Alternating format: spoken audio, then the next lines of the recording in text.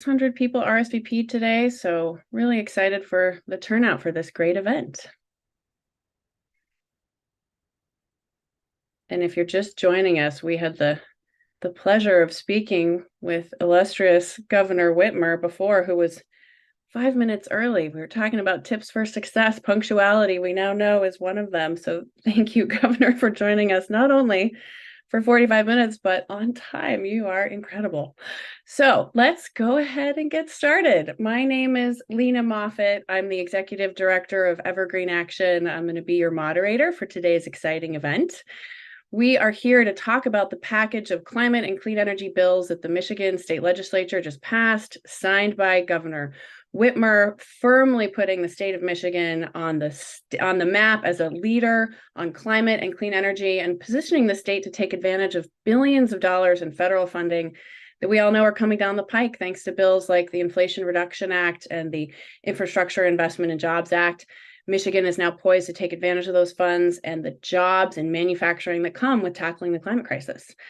Evergreen, thank you to all of our audience members and longstanding supporters. We're excited to be expanding our work at the state level. As you all know, states play a critical role in achieving our climate targets and climate success, and what a place to get started, like the state of Michigan and this incredible win. So without further ado, I want to introduce our star-studded panel today. First and foremost, we are so excited and honored to be welcoming Michigan Governor Gretchen Whitmer, a lifelong Michigander who's focused on building a Michigan where everyone can build a bright future for themselves. Governor Whitmer has a strong track record of economic development, job creation, and longstanding labor support, and has made it a top priority to protect clean water and advance clean energy, like we've seen with these bills. Her administration has invested hundreds of millions of dollars in environmental justice initiatives, climate resilient infrastructure projects, and other key initiatives like Michigan's Green Bank, expanding electric school buses, clean energy for communities, and much more. And critically, as we're going to talk about today, Governor, your Michigan Healthy Climate Plan set the direction and really paved the way for these new laws to become a reality. It's such an honor to have you here with us, Governor Whitmer. Thank you so much for joining us. Thanks, Lena. Good to be with you all. All right, next up we have Sonia Agarwal. Sonia, so nice to see you again. Sonia is CEO at Energy Innovation, an energy and climate policy think tank focused on reducing emissions at the speed and scale required for a safe climate future. Policy modeling and analysis that drew from EI's Energy Policy Simulator helped get this package across the finish line. And EI has also supported climate action with fact-based analysis in countries around the world. Before her return to EI, Sonia worked within the Biden administration, serving as the special assistant to the president for climate policy, innovation, and deployment. And in that role, Sonia worked to develop the policies that became the Inflation Reduction Act and the Infrastructure Investment and Jobs Act, and co-chaired the administration's Climate Innovation Working Group. Sonia, I hope the weather in our shared home state of New Mexico is treating you well this morning. It's great, and it's really even better to be here with all of you. So I'm glad to be on. Thanks, Lena. Thanks for joining us, Sonia.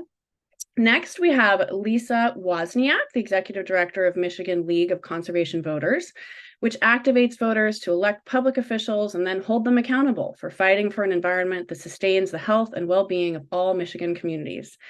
Lisa has long centered work on protecting voting rights and increasing voter participation, and she has a deep commitment to environmental justice and climate action. Michigan LCV, of course, played a leading role in the broad coalition of groups that advocated for this package and helped make it a success. Thank you for joining us, Lisa, and congrats on the passage of these bills. Thank you, Lena. It's a pleasure to be with you today. Nice to see you again. And finally, we have Tom Lutz, the Executive Secretary Treasurer for the Michigan Regional Council of Carpenters and Millwrights, or MRCC, one of the largest skilled trade unions in Michigan. Since joining the MRCC 20 years ago, Tom has worked to create and implement programs to recruit the next generation of skilled workers and address the ongoing needs of members in the construction industry. He's been appointed to several Michigan Works workforce development boards and construction labor advisory boards. Today, MRCC's work, particularly in its new solar workforce training and apprenticeship programs, is playing a crucial role in preparing the workforce needed for the state's clean energy future. That your work also hits home for me, Tom. My dad is a lifelong member of the Carpenters Union in New Mexico, Local 1319. So thank you so much for all of your work. Well, thank you. And thank you for that warm welcome. Here in Michigan at the MRCC, I have the privilege of representing and supporting thousands of men and women, hardworking men and women, just like your father, that work across our state as carpenters and millwrights, floor layers, pile drivers, and solar installers. So thank you for the warm welcome, and we look forward to being here and hopefully answering some questions people might have today. Great. Thank you, Tom. I love to see the carpenters playing such a role in our clean energy future. All right, so let's get started. Quick housekeeping on what to expect. I'm going to lead our amazing panelists through a series of questions. The governor is giving us 45 minutes of her time. Thank you again for being so generous. We will have a question and answer session at the end of the hour. If you have questions throughout, go ahead and put them into the Q&A box that you see at the bottom of your screen. Our staff will be tracking those, and we'll do our best to answer as many questions as possible. All right, just a bit more context on the package of legislation that we are here to talk about today. So the package included bills that do a number of things. So we've heard a lot about the exciting 100% clean energy standard, one of the strongest in the country, that puts Michigan on track to 100% clean energy by 2040. But the package also included things like improvements to energy efficiency targets, creation of low-income community programs to help folks save money on their energy bills and reduce energy waste, a bill to expand the purview of Michigan's Public Service Commission to allow them to directly take climate into account, something that I know is of particular interest to all of our wonks in the audience. And then a bill to improve the permitting and siting processes for clean energy to make sure that we can construct the clean energy needed to tackle the climate crisis. So, Governor, first question to you. This package would not have happened without your bold and innovative leadership and that of the champions in the state legislature.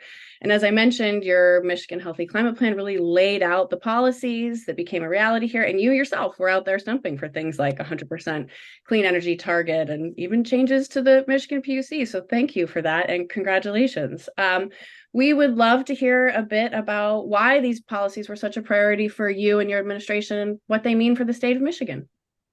Well, absolutely. And I'm so glad to be here with both Lisa and Tom. This was a all hands on deck effort. And I know that often issues around climate are pitted as though you're either good for jobs or not good for jobs, and good for the environment, not good for the environment. And rarely do people talk about actually we can do both. And that's why I'm so glad that both Lisa and Tom are here as well, because they were absolute crucial stakeholders and allies as getting this game-changing clean energy package done last year. Support and engagement of so many climate and labor leaders was crucial. And I know that in the people who are logging on with us today, so many were a part of this. As I shared my State of the State 2 nights ago, Michigan is now a leader on climate action. We're proving that you can pass strong climate policies and create good paying union jobs and lowering people's electricity bills. We're setting a new standard for the entire country, especially with our leading labor standards for clean energy projects. We will make more energy employing American workers at good salaries. So let's go through the highlights of the the new clean energy package. 100%, as you said, clean energy by 2040. Building new clean energy projects faster so that we can drive investment in communities statewide, creating jobs and encouraging business growth. Giving our Michigan Public Service Commission tools so that they can lower costs and protect clean air, water, and of course, our beloved lakes here in the Great Lakes state. Reduce energy waste and costs for homeowners and renters across the state. We know that that's something really important as we're making a tremendous change in our policy, focusing on the consumers, crucial. Creating an office to ensure clean energy jobs are good family sustaining jobs. So our package really puts us on the cutting edge as we're moving toward a 100% clean energy grid with some of the best labor standards in the country. We're supporting local economic growth so that cities and towns that host new wind and solar projects will see more revenue for local environmental protection, local public schools, and higher wages for local workers. And 100% clean energy standard is just one of the most effective ways to reduce climate, air, and water pollution. Going forward, we're going to use Michigan-made energy. And we're wasting less energy too. Lena, you mentioned some of the incentives that we've built in, but the cleanest, cheapest form of energy is energy we don't use. Our improved standards drive down costs for families and support small business growth. And the recent report from Five Lakes Energy and Evergreen showed that clean energy policies like these are going to generate about $7.8 billion of investment here in Michigan.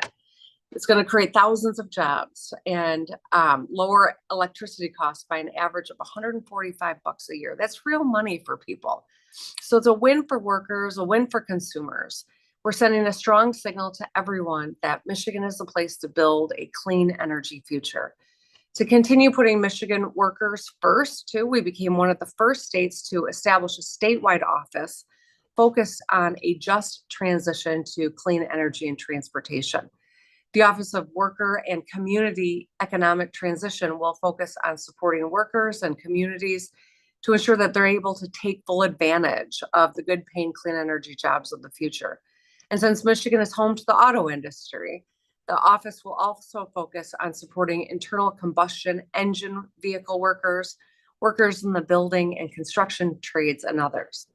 So all of these things in combination with more tools for our Michigan Public Service Commission enable us to reach these goals. And the MPSC we're supporting their ability to deliver affordable and reliable energy.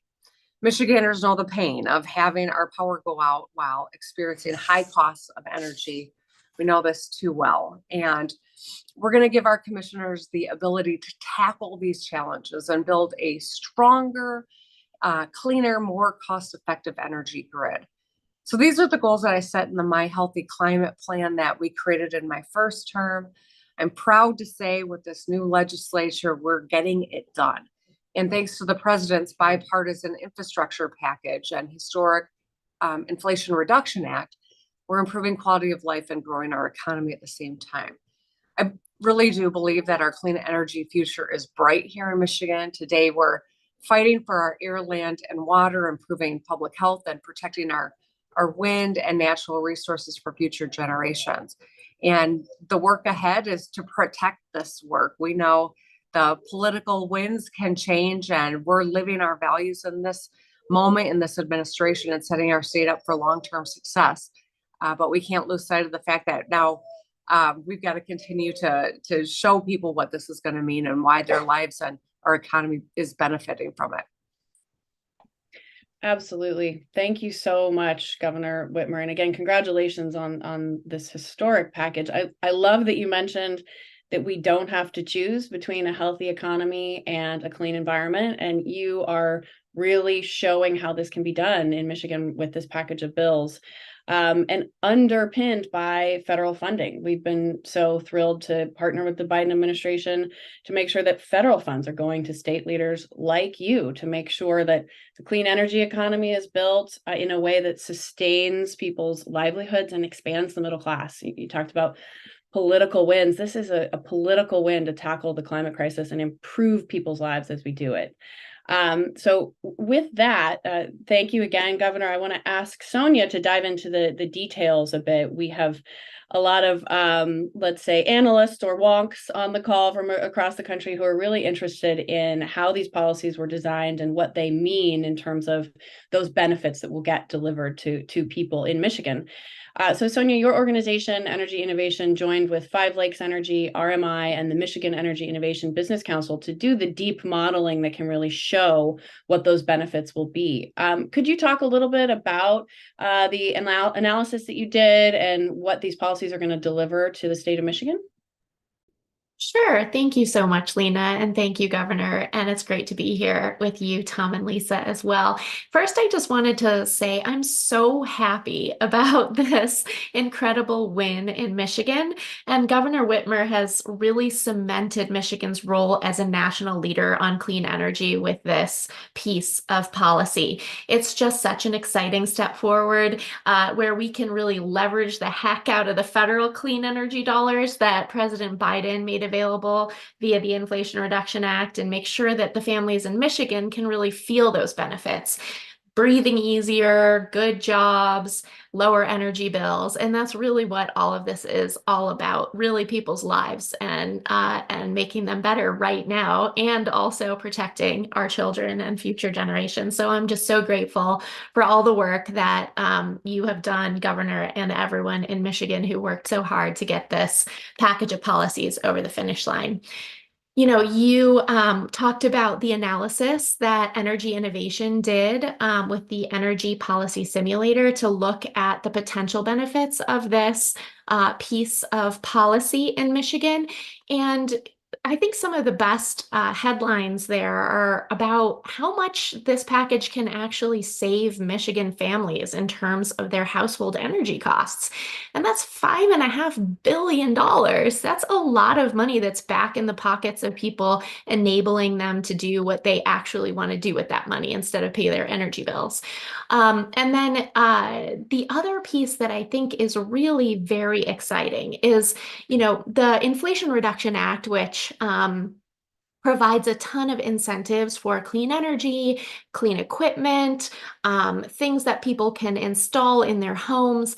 Some of that federal funding would have gone to Michigan without this package of policies. But what the governor and the legislature have done in Michigan to increase the amount of federal dollars that will be flowing to the state is really incredible. It's going to be another $7.8 billion of federal funding flowing to Michigan, thanks to the fact that this package of policies is really accelerating that transition to clean equipment and all of the good jobs that it's going to take to get that installed and up and running. So I think, the package of policies that now there is work ahead to implement and make sure delivers all of these things. It really is going to bring a ton of federal investment to Michigan. It's going to realize a bunch of cost savings that will end up as more dollars in the pockets of people in Michigan. And I think, some of the exciting pieces too around what we analyzed at Energy Innovation in support of all of this is just how much more people are going to get to have choices about the types of equipment that they have in their lives. So whether they want to buy an electric car, it's going to be cheaper for them to do that now. If they want to install a heat pump, that is now going to be a lot easier, and people are going to be able to see, again, all of the cost savings that come from doing all of those things. So I'll just conclude this by saying it's really very exciting for us in terms of the climate impact of all of this as well, because Michigan, as you all know, is the 10th largest state in America when it comes to greenhouse gas emissions. And seeing this degree of progress in a state with large emissions is really going to make an impact on our overall United States capability to meet our climate targets, which, as you know, we have to get to at least cutting emissions in half by 2030. And 2030 is 308 weeks away.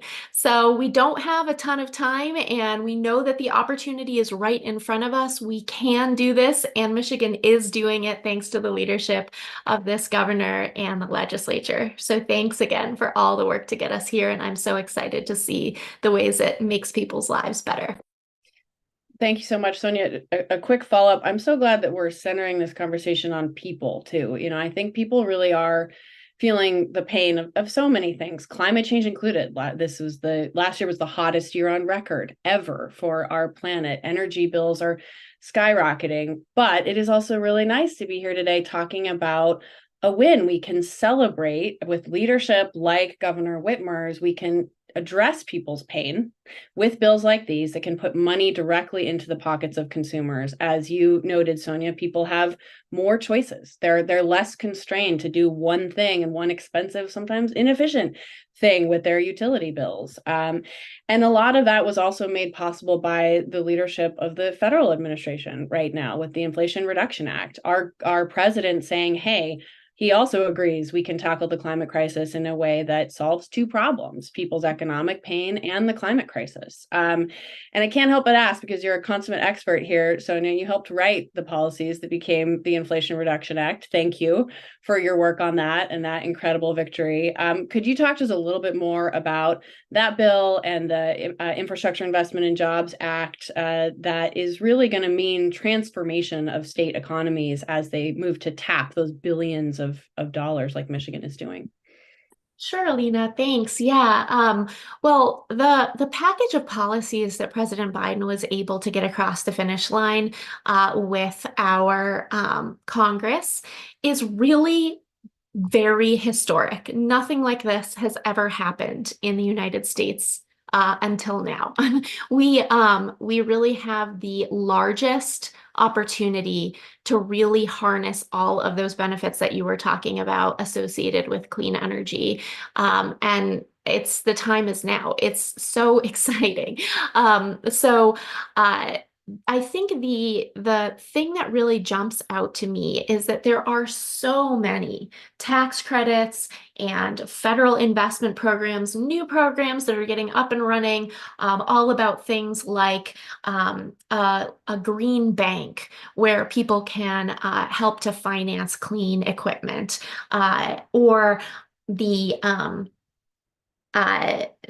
big industrial demonstration program that is getting off the ground right now, which will help demonstrate how we can build factories here in the United States that are aligned with meeting our climate objectives and don't put a ton of pollution out into the surrounding communities.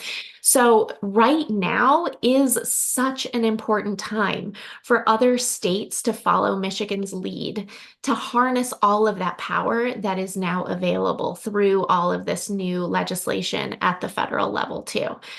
I think, there's just so many ways that Michigan is already unlocking more and more of that federal funding. I mentioned, that's $7.8 billion according to the modeling that is now going to be additionally going to Michigan beyond what would have gone without this package of policies. So other states that are considering things like this should really, I think, take note of the leadership here and make the most of this moment. This is really an opportunity that does not come around every year, every 10 years, or even very often at all. So now is the time to really leverage that federal set of incentives, dollars, and really bring more and more home, just the way that the governor and the legislature in Michigan has done. Yeah, it's thrilling to be here talking about once in a lifetime legislation, both at the federal level and the state level. And I'm so glad I'm seeing in the chat folks talking about jobs, the employment that is going to be created by these policies. And I was personally really thrilled to see the labor standards included in the package that really ties good paying jobs to the manufacturing and the investment that is going to come to Michigan as you all tackle the climate crisis and build clean energy facilities. So Tom, I'd love to turn it to you to talk about the critical work that organized labor brought to getting these bills across the finish line, and including things like the labor standards, the project labor agreement requirements, and the Office of Just Transition that the governor mentioned that was included, which is a really innovative investment to help make sure that the state is really thinking hard about how we can help expand the middle class as we tackle the climate crisis. Again, something that really hits home for me. My family wouldn't have had health insurance but for the work of the Carpenters Union. And we know that people have a right to things like that. And this bill helps do all of those things in many ways. So can you talk about why labor groups like yours wanted to be part of these negotiations and what the resulting bills can mean for workers in Michigan? Well, yeah, we've always been a really important role, a important part of energy sector here in Michigan and across our country. And, we look forward, right, to helping make Michigan's energy greener, healthier, more sufficient, self-sufficient for everyone, not just for homes, but for industry. And that we work in both sectors, right? And so together with our contracted partners, for example, just the MRCC alone, has invested more than $60 million since 2019 to build new training centers. Because as we transition to in industries, we also transition in labor. And so we've increased our capacity. We built new training centers in Wayland, Michigan, just outside of Grand Rapids, and of course in Detroit and up in Negaunee in our Upper Peninsula, because like this energy, our training needs to be everywhere and there for everyone. And those are in additions to our training centers in Saginaw and Grayling. So first and foremost, we're saturated in our economy just as this energy needs to be. And our investment in those training centers means that we have the safest, the most efficient, and the highest quality workforce that you can find anywhere. And that's important for today's discussion because the early projections show that we'll need more than 1,000 newly trained skilled carpenter solar installers just for this coming summer. And that's for projects that are already in the pipeline. And that's just for our trade. And these jobs are the ones that can't be outsourced. And these jobs, as you mentioned, are the ones that support not just lifelong careers and educational opportunities and transitions to new industries and new energy, but it means a great living, a secure living. And we look forward to working to help Michigan residents take advantage of these careers and benefit directly from the greening of our infrastructure, everyone's. And as the governor mentioned, sometimes in the past, the green energy initiatives, they've been positioned as either or. And that puts greener and cleaner environmental issues and green energy at odds with an economy that's working or has worked for the workers of our state. Good news is, I think we've learned from that. That approach simply doesn't work. And that we can accomplish more, both for the environment and for working people if we just work together. And earlier, I talked about our investments in training. So think about that perspective. Tens of millions of private sector dollars that are going to ensure that Michigan has the necessary workforce to build our future. You see, our members don't pay tuition. They don't incur debt. And the way that our apprenticeship works, people that are ready to join our union begin working on day one. They earn wages in the classroom and on the job sites, driving piles, erecting supports, and installing solar panels that will power our future together. By working together, we'll be able to unleash the investment, both federal and private, to build a cleaner energy much faster.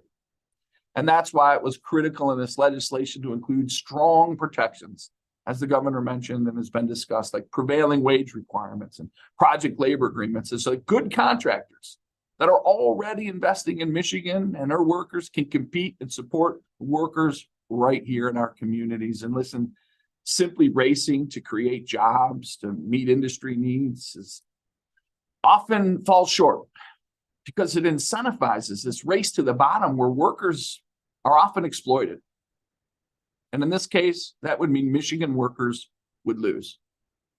Fortunately, the tens of thousands of jobs that this legislation would create with these strong labor protections will be the kind of jobs that empower people to earn a decent living, the type of jobs that turn into careers and can support a family and build a future.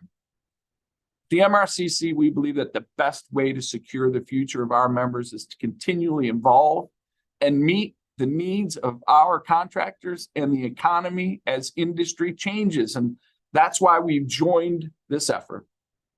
And we added solar installer training to our apprenticeship schools. This isn't new news. This isn't new industry. Change isn't coming. It's here, and we need to be in front of it. But we also know that evolving is easier said than done. And it impacts different groups of people much differently. And that's why it's so important to secure the funding to create that Office of Just Transition, right?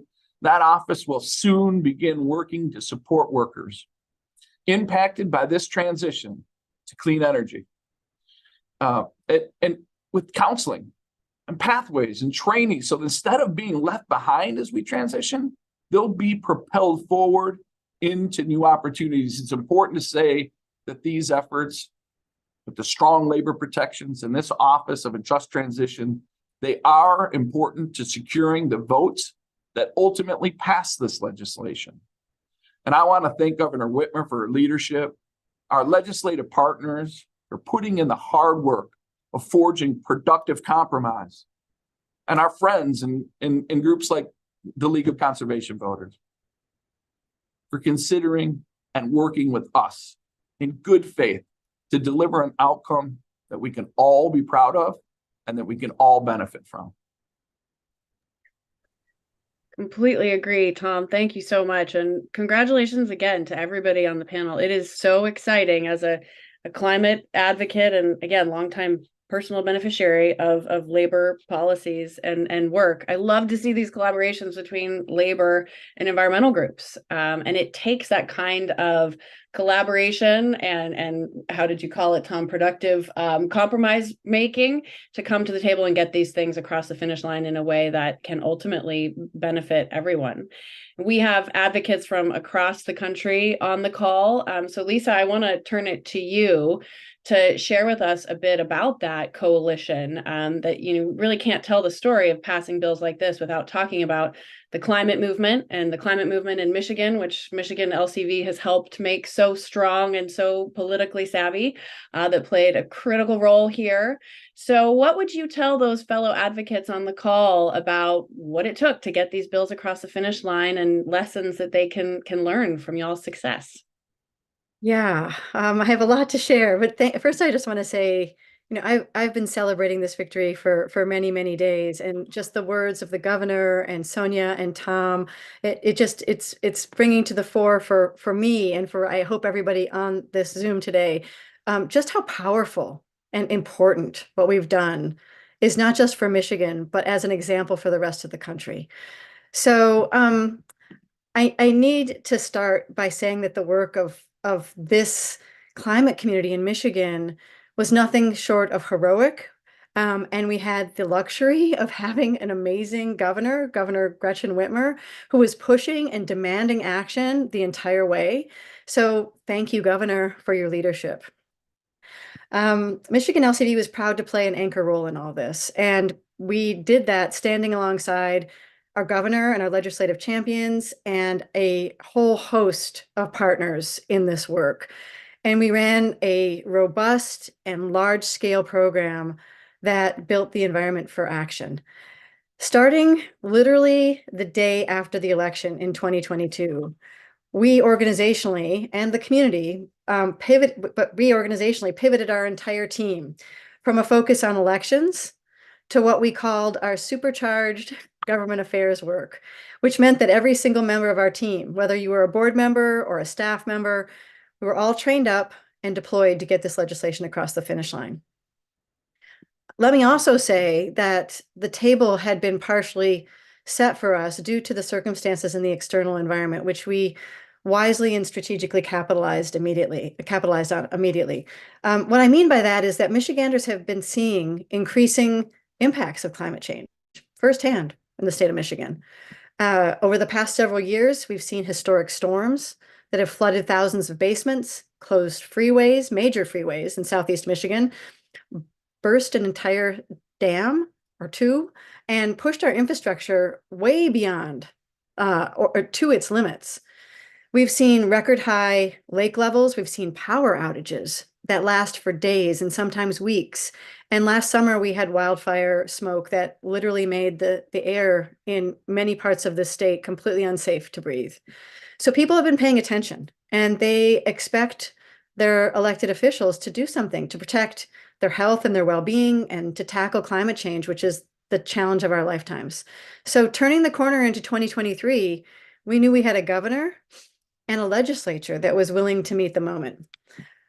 During the first few months of the legislative session, a number of really important priorities were tackled by the legislature and the governor. Things like women's reproductive freedom, gun safety, right to work legislation, and more. And we knew that climate had to be next up. So we worked very closely with the House and the Senate leadership to ensure that climate action was next on the list.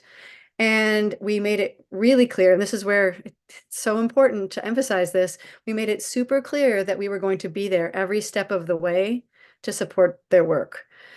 From the beginning of this campaign, we knew that we need to frame everything and center everything around kitchen table issues. That's what the governor had been talking about. That's what the Senate Majority Leader and the Speaker had been talking about. And so you better believe that clean energy jobs, cleaner air and water to protect the health and well-being of Michigan residents, and lowering costs for families were centered as kitchen table issues. And in the spring, collectively, we and our partners at Michigan LCV at the center of this, we launched what we called the Champions Program. And it stretched from the beginning of summer all the way through the fall. And this meant that we canvassed and knocked on doors with lawmakers in their districts using their literature and their minivan. And we talked to voters about what it means to protect our air, land, and water, and what clean energy can do to ensure that we have a livable future with good jobs and lower energy costs, what it would mean to them. And all told, we knocked on over 88,000 doors from the Upper Peninsula to Grand Rapids and Detroit. Alongside that, we ran large-scale paid communications, sending direct mail, running digital and TV ads to educate Michiganders about the moment and to push lawmakers to get it done. And this is a really important piece. We engaged youth. And I know everyone's talking about how important the youth voice is in this moment. We engaged youth. We developed captains at university and college campuses across the state that culminated with the largest climate rally at our state capitol ever. And we made sure that the young people were at the center of all of it, including one of our captains who was later invited to introduce the governor at the bill signing, which was just amazing. The scale of this campaign is something that outside of electoral campaigns, I have not been a part of and have not helped to lead. And as part of this broader coalition, it was truly unprecedented. So everywhere you looked, you saw an urgency and you saw a need to get this legislation done. The final package, as has been mentioned, is historic. It makes Michigan one of the top 5 states in the nation tackling the climate crisis. These laws, as have already been emphasized, help communities better engage with state regulators and give them a bigger seat at the table when it comes to energy decision making. And to underscore what Tom said so eloquently, they include some of the strongest worker provisions of any energy laws in the country. They were written in what I like to call the Michigan way, with workers at the center of the clean energy boom. All of this was accomplished despite opposition from big energy utility companies and special interests. And I know we'll get asked about this, or I think we will. I mean, did we accomplish everything that we wanted? No. And so the work will continue. We have to ensure that communities are allowed to install their own solar operations.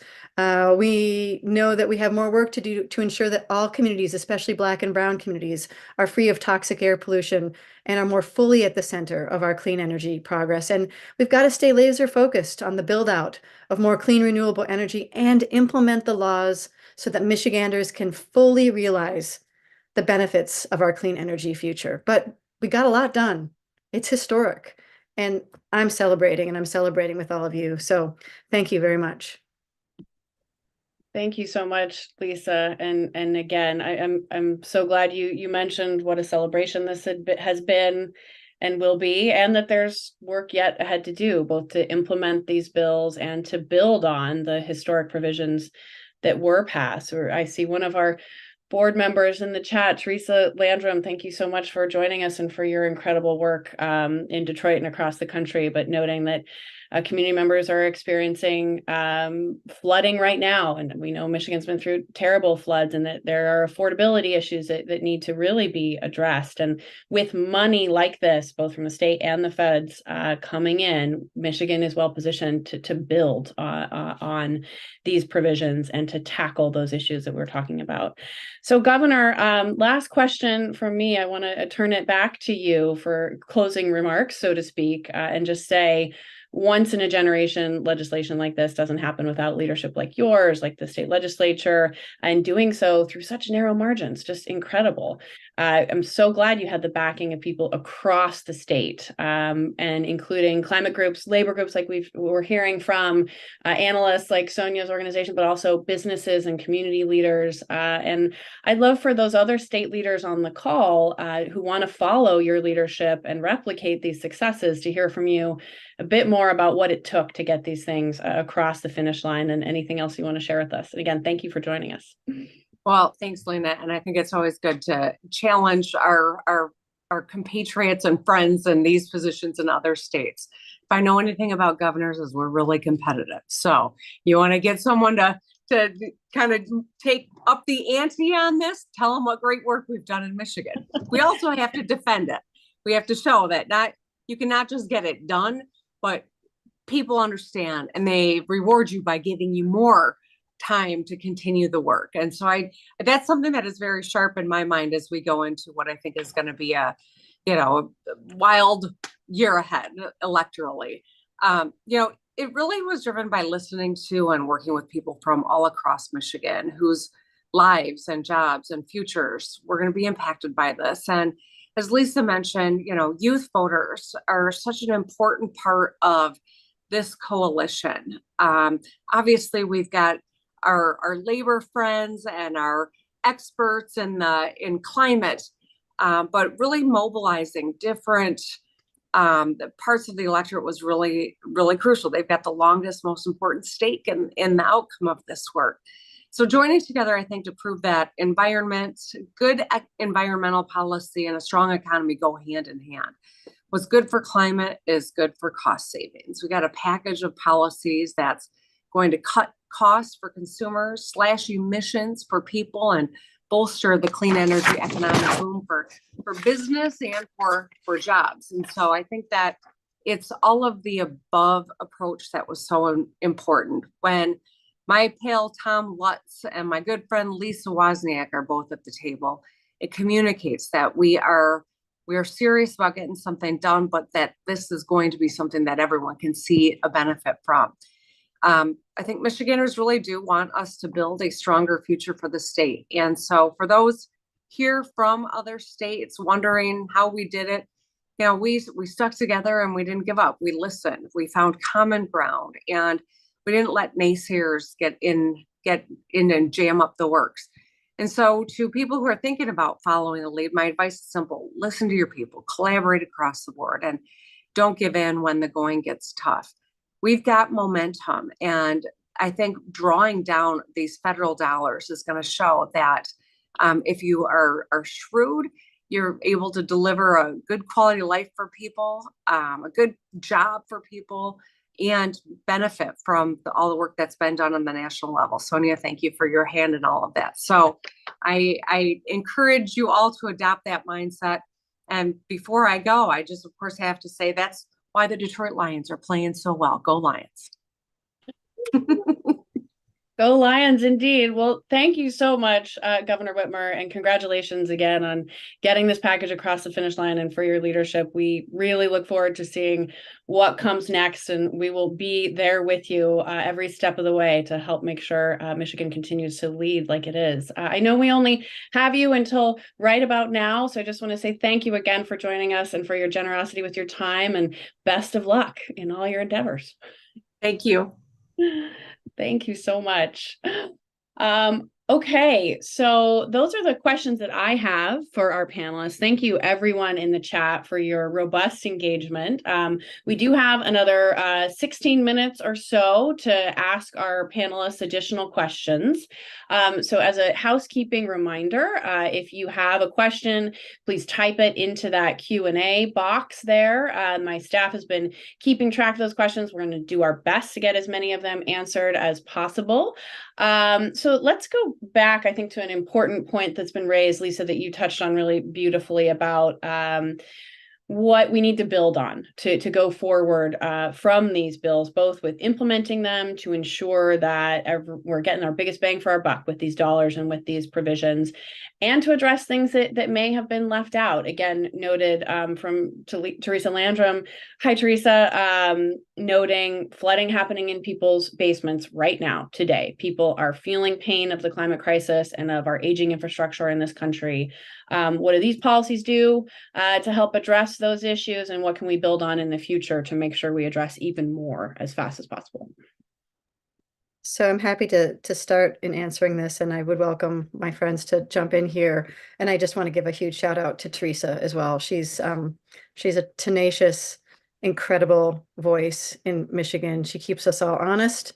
She keeps us all working hard. So thank you, Teresa. So what was left out of this package? Some pretty important things, but things that we have already started working on. So number one, here in Michigan, independently owned and subscribed community solar is still not allowed.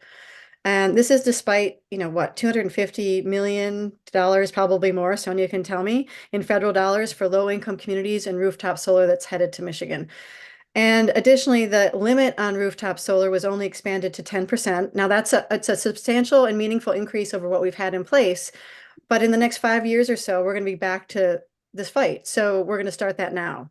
The other thing is that when it comes to improving our grid, we could have done a lot more. The Michigan Public Service Commission's authority to require utilities to spend money from rate increases on reliability and grid improvement was stripped from the bill. So this is something that we absolutely need to focus on. And the bills do nothing to hold accountable the utilities for outages and to compensate consumers for lost work or food or medicine or other impacts of the all too frequent power outages and restoration that takes far too long in this state right now. When it comes to environmental justice, opponents of this legislation went directly after things that frankly, were the money of the environmental justice provisions. Some were definitely kept, and we fought like crazy to keep them in there, but they went directly after those, the justice and equity and affordability provisions, and they stripped a lot of them out of the Michigan Public Service Commission's rate case processes and from the general mandate of the Michigan Public Service Commission. Again, some were included, and that's a good thing, but there are many others that need to be revisited and put in. I would also just want to mention that while we weren't able to get everything that we wanted, the elements that were left on the cutting room floor, these and others, are things that the environmental community are already putting, pen to paper, organizing around in the days, weeks, and months ahead. And we're going to continue to fight for legislation that allows Michigan communities to come together and invest in their own community solar operations, as an example, which is important for so many reasons. And notably, going back to the financial piece, notably to being able to draw down the federal dollars and make solar accessible to everybody. We also are going to look more on the utility accountability pieces of things, because that's absolutely essential to the future of the state of Michigan and our energy provision. And I could say more, but I'll stop there and invite others to answer part of this question. Would anyone else like to follow up there? I've got one sort of pivoting follow up there to talk about the compromise that had to be reached, but it is pretty incredible thinking about the narrow majority that you all had. I think 2 seats in both houses, or 1, and now none, with folks running for mayor and whatnot. It is amazing that these bills were passed at all, and that some of the provisions that are really incredible were kept in there. Tom, I'm wondering if you or any of the panelists want to talk more about the labor standards in particular, talking about political victories, but also victories that will have tangible benefits for communities, ensuring that these projects that are built to higher standards and by skilled labor, by people who have family sustaining wages, is just phenomenal. I mean, that's something Evergreen's been advocating for since before our inception, back to Governor Inslee's days, tying labor standards to Washington State's clean energy bills. That's how we rebuild the middle class in this country, and how we make those positive differences in people's lives with our policies to tackle the climate crisis. You mentioned the project labor agreement requirements and the prevailing wage requirements. Do you want to say a little bit more about those and how you managed to keep those in there? Yeah, well, listen, those are really important issues for labor, but they're really important issues for our communities. Um, uh, these same workers are the same purchasers of energy. But let's tackle them maybe one at a time here. So project labor agreements, they're really kind of straightforward. They're the basic agreements that project owners and contractors, developers, they enter into that set the rules for a job, right? Including standards for labor, including wages. But maybe most importantly, I mean, going to work is great. Going home's even better. So they include things like safety standards so that every single trade that's working together has a similar training, educational, and knowledge to keep one another safe as we move forward together. And of course, those training standards, meaning that each and every person coming there has not just the safety training, but the industry training. So these jobs are efficient. Listen, if our largest construction purchases regularly employ project labor agreements, it's because they work. It's because they get rid of inefficiencies, they set standards, and they allow us to be successful, effective, and quite honestly, the most productive. It's predictability that they want. And it's important to working people because they uphold those standards, both on education, on wages, benefits, job site standards, and of course on safety. And if you go to prevailing wage, if you think about it, it's important because those prevailing wage are established by the majority of workers in that collective area where the project is built. Now think about what that really means. It means that the people that live in those communities already make a similar wage for those types of projects. And it means that they can continue to afford to live there. You know, unfortunately, in the past, some of these projects have been closely associated with a workforce that comes in from somewhere else, doesn't get a prevailing wage, doesn't spend those dollars in the local communities. So it doesn't mean that the local contractor always gets the work. It means that the workers on the job haven't lowered the standards in that community. Just like in project labor agreements, we talked about standards, prevailing wage is specific. It's specific to the wage and to the benefit conditions. In other words, you can't say somebody's not going to get health care and not give them the equivalent cost on their wage check. So there's less worker exploitation, and also really fights hard and protects people, our contractors and our workers, for things like misclassification and payroll fraud. It really protects workers to make sure that they get the pay that they earned. You know, there are contractors who undercut legitimate employers by exploiting workers. And this is a really strong protection against that. So when jobs have prevailing wage and project labor agreements, workers are more likely to be local. I mean, to be honest, if you have to pay them an equal and fair wage and you can use someone local, that's just more efficient, right? It means that there's no additional cost to bring workers in. And we've already invested in making sure that local workers will be trained and ready to go to work. And so we love the idea that that helps protect our initial investments. And it makes sure that the money is spent to make our energy cleaner will stay in our communities and across our state. And that's why they're so important to us. Fantastic. Yeah, Tom, I love the idea of making sure that these jobs are going to the local community too. And Sonia, I'm wondering if maybe you could answer this question. Some of the provisions within the Inflation Reduction Act that Michigan is now going to is well positioned to take advantage of specifically target those funds to disadvantaged communities or low income communities. Some of the questions in the chat were about how can we ensure that Black and Brown communities specifically are going to benefit from these policies and specifically from the jobs. Could you talk a little bit about some of those provisions that have targeted specifically communities that need these funds the most and how we might see that play out here? Sure. So I think as probably many folks are following the programs that the Biden administration is launching under the Inflation Reduction Act or as a result of the Inflation Reduction Act, they really have a minimum bar of at least 40% of the benefits going to disadvantaged communities.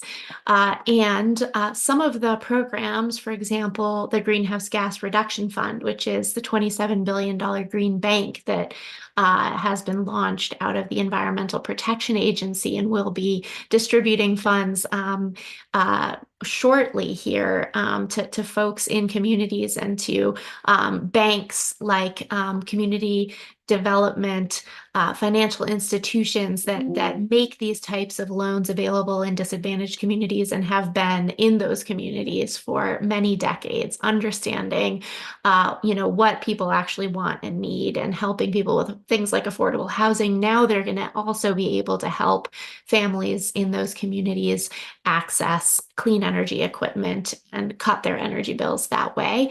And all of those pieces, like that green bank, for example, it even increases the share of the total benefits that we are talking about from these federal programs that are targeting those communities in particular.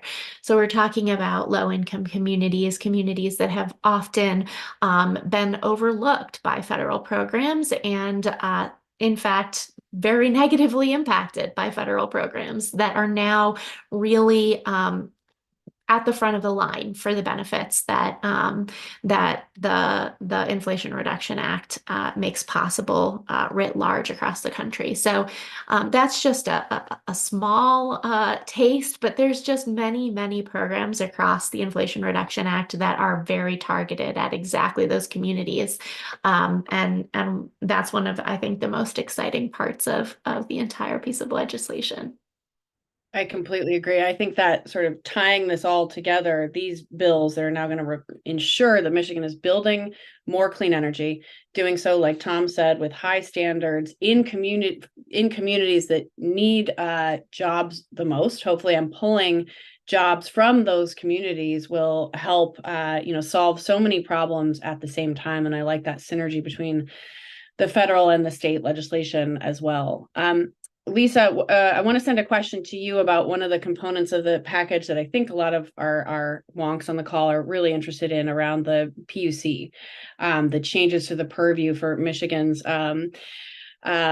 utility regulators to now be able to ensure that they can directly consider climate change as they're regulating the utilities. One of our audience members asked a question about the utilities IRPs, their integrated resource plans, and how they lay out their plans for what energy they're going to build and how they're going to meet their targets, which now is going to have to change to meet these clean energy targets. Can you tell us a little more about that portion of the bill, what it does, and how you think clean energy is going to show up more now in those utilities IRPs, hopefully? Yeah, I can try to do my best in the small amount of time we have left, because this is a pretty complex question with a lot of different facets of answer. But I think most of our guests know that the Michigan Public Service Commission is a three-person body that is appointed by the governor here. And right now we have a team that is pretty darn dedicated to actually doing a really good job to execute their jobs well. This allows them to actually really include climate in their decision making in a more detailed and fundamental way than ever before. And you better bet that the utilities, try to get the most out of these integrated resource plans every single time they're submitted to the commission. It didn't take long after the passage of this new set of bills that we saw, new plans or new proposals in front of the commission. And this gives the commission teeth that they didn't have before to really ask questions and demand more of our two big public utilities that frankly play not only an incredibly important role in the provision of energy across the state, but also play a pretty big role in what happens or what doesn't happen in Lansing. And I'm going to pivot for a second to the fact that they, as I referenced before, they played a very big role in what just happened in Lansing last year, and not always in a positive way. So they have a lot of influence in Michigan politics. They have had a pretty big influence on the Michigan Public Service Commission without these new teeth that the commission has. And one of the things I think that the climate community is very, very focused on is continuing to enhance the teeth that the Michigan Public Service Commission has in relationship to their role, and also doing our utmost to get money out of politics so that the kind of influence that they have in Lansing around all of these issues is diminished, and there's a more even playing field for the average Michigan resident, for people who care deeply about the future of our state from a health and safety perspective, and for tackling climate. So, I mean, there's much more I could say about this, but it is a great first next step, and there's much more to do. Thank you so much, Lisa, for tackling that complex question so quickly. And I watch this space, everyone, for more on accountability for our utilities and how we can help ensure that they are held to those higher standards that are laid out here and that we want to build on. So I'm going to wrap us here. Thank you all so much. Thank you to Tom, Sonia, and Lisa, and of course the governor for this incredible panel, and to everyone out there who has engaged in support of these bills or in bills in your own home state or in support of federal legislation. These things cannot happen without the active engagement of leaders like yourselves across the country. So thank you for coming today, using our resources. You can learn more about this package of legislation at evergreenaction.com. You can find a recording of this conversation on Evergreen Action's YouTube page. And we look forward to working with you all as we build here and go forth to tackle the climate crisis. Thank you, everyone. We'll see you soon. Thank you, panelists. Appreciate you all.